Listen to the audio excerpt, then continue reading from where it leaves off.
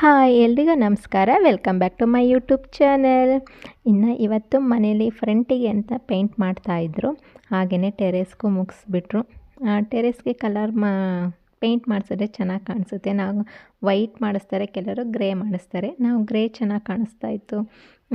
ಅವರು ಪೇಂಟವ್ರು ಹೇಳಿದ್ರು ಇದನ್ನೇ ಮಾಡಿಸಿ ಚೆನ್ನಾಗಿ ಕಾಣಿಸುತ್ತೆ ಅಂತ ಹೇಳ್ಬಿಟ್ಟು ಅದನ್ನೇ ಮಾಡಿಸಿದ್ವಿ.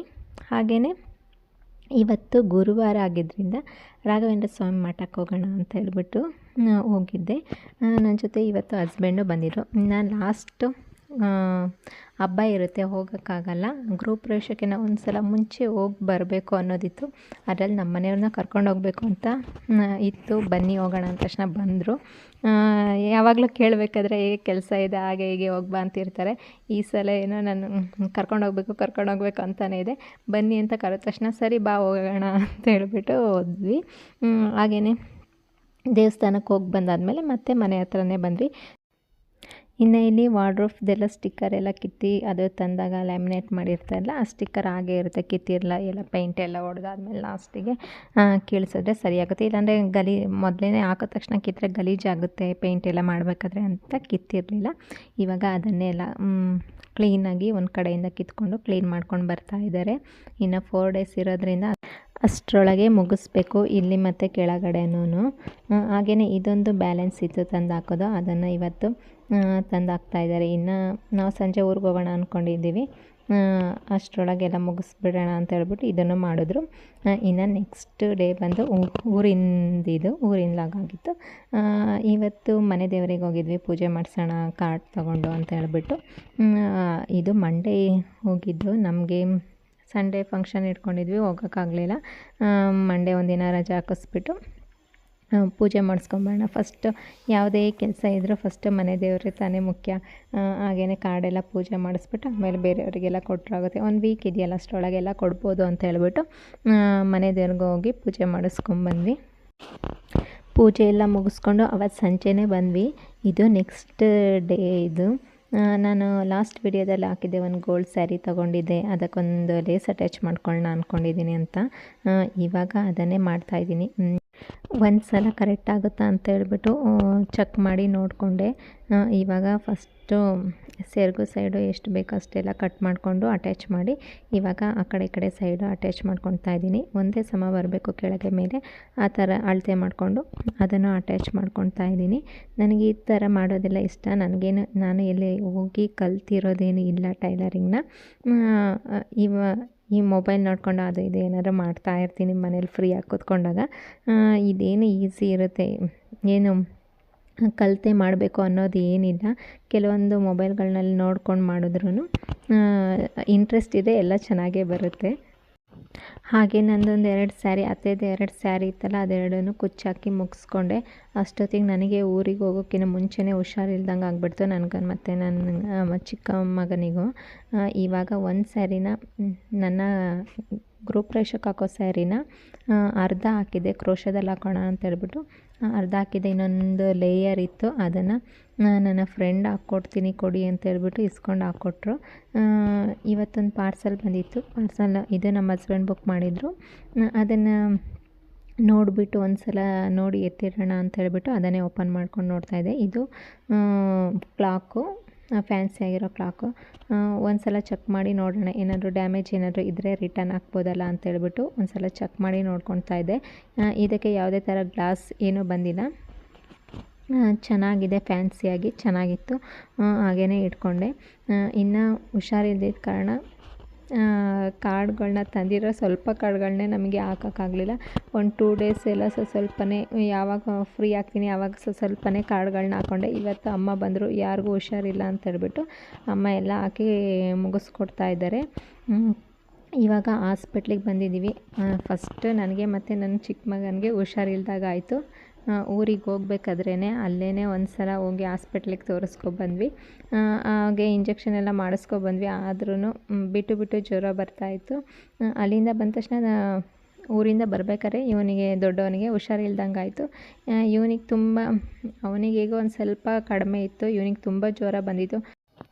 ಅದಕ್ಕೆ ಹಾಸ್ಪಿಟಲಿಗೆ ತೋರಿಸ್ಕೊಂಡು ಡ್ರಿಪ್ಸ್ ಹಾಕಿಸ್ಬೇಕು ಅಂದರು. ಡ್ರಿಪ್ಸ್ ಹಾಕಿಸ್ಕೊಂಡು ಹೋಗೋಣ ಅಂತೇಳಿ ಬಂದ್ವಿ. ನಮಗೆ ಎಲ್ಲ ಅಲ್ಲಿ ತಂಗಿ ಮಕ್ಕಳಿಗೆಲ್ಲ ಹುಷಾರಿಲ್ದಾಗ ಆಗಿತ್ತು. ಇಲ್ಲಿ ನಮ್ಮ ಮನೇಲಿ ನಮಗೆ 4 ಜನಕ್ಕೂ ಹುಷಾರಿಲ್ದಂಗೆ ಆಗಿಬಿಡ್ತು. ಇವಾಗ ಡ್ರಿಪ್ಸ್ ಹಾಕಿಸ್ಕೊಂಡು ಮನೇಲಿರೋಕ್ಕೆ ಬೇಜಾರು ಅಂತ ಹೇಳ್ದೆ. ಅದಕ್ಕೆ ಇಲ್ಲಿ ಮನೆ ಹತ್ರನೇ ಕರ್ಕೊಂಡು ಬಂದೆ. ಇಲ್ಲಿ ಲಾಸ್ಟ್ ಇನ್ನೇನು ಪಾರ್ಕಿಂಗು ಮತ್ತು ಹಿಂಗೆ ಕೆಳಗಡೆ ಮನೆ ಕೆಲಸ ಮಾಡ್ತಾಯಿದ್ರು, ಕ್ಲೀನ್ ಮಾಡ್ಕೊತಾಯಿದ್ರು. ಇಲ್ಲಿ ಪಾರ್ಕಿಂಗಲ್ಲಿ ಆ್ಯಸಿಡ್ ವಾಶ್ ಮಾಡ್ತಾಯಿದ್ರು. ಹಾಗೆಯೇ ಮೇಲೆ ಮೇನ್ ಡೋರ್ಗೆ ಒಂದು ಪಾಲಿಶ್ ಹಾಕಿಸ್ಬೇಕಿತ್ತಲ್ಲ, ಅದನ್ನು ಇಲ್ಲಿ ರೆಡಿ ಮಾಡ್ಕೊತಾ ಇದ್ದಾರೆ. ಕರೆಂಟ್ ಕಲೆಕ್ಷನ್ ಕೊಡ್ಕೊತಾಯಿದ್ರು. ಇನ್ನು ಕೆಳಗಡೆ ಮನೆಗೆ ಬಂದು ಇನ್ನೊಂದು ಹುಡುಗ ಇತ್ತಲ್ಲ, ಆ ಹುಡುಗ ಎಲ್ಲ ಕ್ಲೀನ್ ಮಾಡ್ಕೊತಾ ಇದ್ದ ಒಂದು ಕಡೆಯಿಂದ. ಇನ್ನು 4 ಡೇಸ್ ಇತ್ತು. ಇದು ಆಗಬೇಕಾದ್ರೆ ಎಲ್ಲ ನೀಟಾಗಿ ಕಿಚನಲ್ಲಿ ಅಂಟಿಸಿದ್ದು ಸನ್ಮೈಕ್ ಮೇಲೆ ಒಂದು ಕವರ್ಗಳೆಲ್ಲ ಇರ್ತಲ್ಲ, ಅವನ್ನೆಲ್ಲ ನೀಟಾಗಿ ಕಿತ್ತು ಗಮ್ನೆಲ್ಲ ಕ್ಲೀನ್ ಮಾಡ್ಕೊತಾ ಇದ್ರು. ಈ ಮನೆ ಕ್ಲೀನ್ ಮಾಡಿದ್ರೆ ಫೈನಲಿ ಕೆಳಗಡೆ ಮನೆ ಮುಗೀತು. ಇವತ್ತೆಲ್ಲ ಕ್ಲೀನ್ ಮಾಡಿ ಮುಗಿಸ್ತೀವಿ ಅಂತ ಹೇಳಿದರು. ಇನ್ನು ನೆಕ್ಸ್ಟ್ ಡೇ ಅವರು ಹೋಗಬೇಕು ಅಂತ ಹೇಳ್ಬಿಟ್ಟು ಅದನ್ನೇ ಇವಾಗ ನೋಡಿ ಎಲ್ಲ ಕ್ಲೀನ್ ಮಾಡಿಸ್ಕೊತಾ ಇದ್ವಿ ಒಂದು ಕಡೆಯಿಂದನೂ. ಇಲ್ಲಿ ಬಂದು ಇದು ವಿನೇಯರ್ ಹಾಕಿರೋದಲ್ವ, ಅದಕ್ಕೆ ಪಾಲಿಷ್ ಮಾಡೋಕ್ಕೋಸ್ಕರ ನ್ಯೂಸ್ ಪೇಪರ್ನೆಲ್ಲ ಸೈಡಲ್ಲಿ ಅಂಟಿಸ್ಕೊತಾ ಇದ್ದಾರೆ. ನಾವು ಸುಮ್ಮನೆ ನಿಂತ್ಕೊಂಡಿದ್ವಲ್ಲ, ಅವರೊಬ್ಬರೇ ಮಾಡ್ತಾಯಿದ್ರು ಅಂತ ಹೆಲ್ಪ್ ಮಾಡಿಕೊಡ್ತಾಯಿದ್ವಿ. ಇದು ಸ್ಪ್ರೇ ಮಾಡಬೇಕಾದ್ರೆ ಆ ಕಡೆ ಈ ಕಡೆ ಸೈಡೆಲ್ಲ ಹೋಗಿ ಗೋಡೆಗೆಲ್ಲ ತಾಗುತ್ತೆ ಅಂತ ಹೇಳ್ಬಿಟ್ಟು ನೀಟಾಗಿ ಕವರ್ ಮಾಡ್ತಾ ಇದ್ದಾರೆ ಒಂದು ಕಡೆಯಿಂದನೂ. ಇನ್ನು ಈ ಕಡೆ ಆರ್ಚ್ ಸೈಡ್ ಆಗಲಿ, ಟಿ ವಿ ಸ್ಟ್ಯಾಂಡ್ ಆಗಲಿ, ಈ ಕಡೆ ದೇವ್ರ ಮನೆ ಕಡೆ ಎಲ್ಲ ವಿನೇಯರೇ ಅಂಟಿಸಿರೋದ್ರಿಂದ ಅದು ಸ್ಪ್ರೇ ಮಾಡಿದ್ರೆ ಆ ಕಡೆ ಈ ಕಡೆ ಹೋಗುತ್ತೆ. ಅದಕ್ಕೋಸ್ಕರ ಎಲ್ಲ ನ್ಯೂಸ್ ಪೇಪರ್ ಹಾಕಿ ಕ್ಲೀನಾಗಿ ರೆಡಿ ಮಾಡ್ಕೊತಾ ಇದ್ರು. ನಾವು ಅದನ್ನೇ ಹೆಲ್ಪ್ ಮಾಡಿಕೊಡ್ತಾ ಇದ್ವಿ.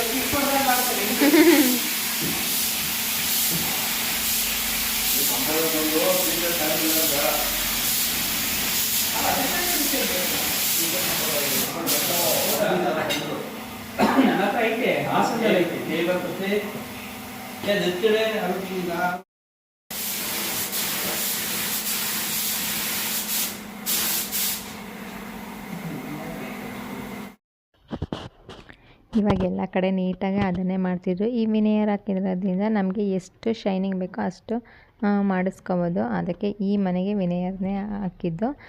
ಇನ್ನು ಮುಂದೆ ಬಂದೋ ಸ್ಪಾಟ್ಲೈಟ್ಗಳು ಚೆನ್ನಾಗಿರಲಿಲ್ಲ, ನಮ್ಮ ಮನೆಯವ್ರು ಚೇಂಜ್ ಮಾಡೋಣ ಅಂತ ಹೇಳ್ಬಿಟ್ಟು ಇವತ್ತು ಎಲೆಕ್ಟ್ರಿಷಿಯನ್ನು ಬಂದಿದ್ರು. ಕೆಲವೊಂದು ಫ್ಯಾನ್ಗಳು, ಕೆಳಗಡೆ ಮನೆಗೆ ಫ್ಯಾನ್ಗಳು ಫಿಟ್ ಮಾಡಬೇಕಿತ್ತು. ಹಾಗೆ ಒಂದೆರಡು ಲೈಟ್ಗಳು ಹಾಕಬೇಕಿತ್ತು. ಇನ್ನು ಫ್ರಂಟಿನ ಲೈಟು ಆ ಥರ ಕಡೆ ಬಿಲ್ಡಿಂಗಲ್ಲಿ ಇದೆಯಲ್ಲ ಆ ಥರ ಲೈಟ್ ಇತ್ತು, ಅದನ್ನೇ ಚೇಂಜ್ ಮಾಡಿಸಿದ್ವಿ. ಇನ್ನು ನೆಕ್ಸ್ಟು ನನಗೆ ಫುಲ್ಲು ಸುಸ್ತಾಗ್ಬಿಟ್ಟು ಜ್ವರ ಬಂದಿತ್ತು. ಮತ್ತು ಆಗಲ್ಲ, ಏನೋ ಒಂದು ಡ್ರಿಪ್ಸ್ ಹಾಕಿಸ್ಕೊಂಡ್ರೆ ಸರಿ ಹೋಗ್ಬೋದು ಅಂತ ಹೇಳ್ಬಿಟ್ಟು ನಮ್ಮ ಮನೆಯವ್ರು ಕರ್ಕೊಂಡೋಗಿ ಡ್ರಿಪ್ಸ್ ಹಾಕಿಸ್ಕೊತಾ ಇದ್ದಾರೆ. ಗ್ರೂಪ್ ರೇಷ ಒಂದು 3 ದಿನ ಇಟ್ಕೊಂಡು ನಮ್ಮ ಮನೇಲಿ ಎಲ್ಲರಿಗೂ ಹುಷಾರಿಲ್ದಲೆ ಒಂದು ಕಡೆಯಿಂದ ಮಲ್ಕೊಬಿಟ್ವಿ. ಕೊನೆಗೆ ಹೇಗಾಯಿತು ಅಂದರೆ ಹಬ್ಬ ಯಾವ ಗ್ರೂಪ್ ರೇಷನೂ ಬೇಡ, ಏನೂ ಬೇಡ ಅನ್ನೋ ಅಷ್ಟು ಬೇಜಾರಾಗೋಗ್ಬಿಡ್ತು. ನಾರ್ಮಲಾಗಿದ್ದಾಗ ಈ ಥರ ಹುಷಾರಿಲ್ಲ ಅಂದರೆ ಹೇಗೋ ಪರವಾಗಿಲ್ಲ, ಹುಷಾರು ಮಾಡ್ಕೊಂಡು ಹೋಗ್ಬೋದು ಅನಿಸುತ್ತೆ. ಇವಾಗ ಕರೆಕ್ಟಾಗಿ ಒಂದು 2-3 ಡೇಸ್ ಇರ್ಬೇಕಾದ್ರೆ ಈ ಥರ ಆದರೆ ಏನು ಕೆಲಸನೂ ಮಾಡೋಕ್ಕಾಗ್ತಿಲ್ಲ. ಅಲ್ಲೊಂದು ಕೆಲಸ ಮಾಡುವೆ ಬಂದು ಮಲ್ಕೊಳ್ವೆ, ಇಲ್ಲೊಂದು ಕೆಲಸ ಮಾಡುವೆ ಬಂದು ಮಲ್ಕೊಳ್ವೆ, ಹಾಗಾಗೋಗಿತ್ತು. ಇನ್ನು ಡ್ರಿಪ್ಸ್ ಹಾಕಿಸ್ಕೊಬಂದು ಯಾರಿಗೂ ಕಾರ್ಡ್ ಕೊಟ್ಟಿರಲಿಲ್ಲ. ಹಾಗೆ ಡೈರೆಕ್ಟ್ ಫ್ರೆಂಡ್ಸಿಗೆಲ್ಲ ಕಾರ್ಡ್ ಕೊಟ್ಟು ಬಂದೆ. ಸ್ಕೂಲ್ ಹತ್ರ ಕೆಲವು ಫ್ರೆಂಡ್ಸ್ ಸಿಕ್ಕಿದ್ರು, ಅವ್ರಿಗೆಲ್ಲ ಅಲ್ಲೇ ಸ್ಕೂಲ್ ಹತ್ರನೇ ಕೊಟ್ಬಿಟ್ಟೆ, ಮನೆ ಹತ್ರ ಹೋಗಲೇ ಇಲ್ಲ. ಇನ್ನು ಸಂಜೆ ಬಂದು ನಮ್ಮ ಮನೆಯವರು ದಿನಸಿ ಐಟಮ್ ಹೇಳಿದ್ರಲ್ಲ ಅಡುಗೆ ಭಟ್ರು, ಅದನ್ನೆಲ್ಲ ತರೋಕ್ಕೆ ಅಂತ ಹೋಗಿದ್ರು.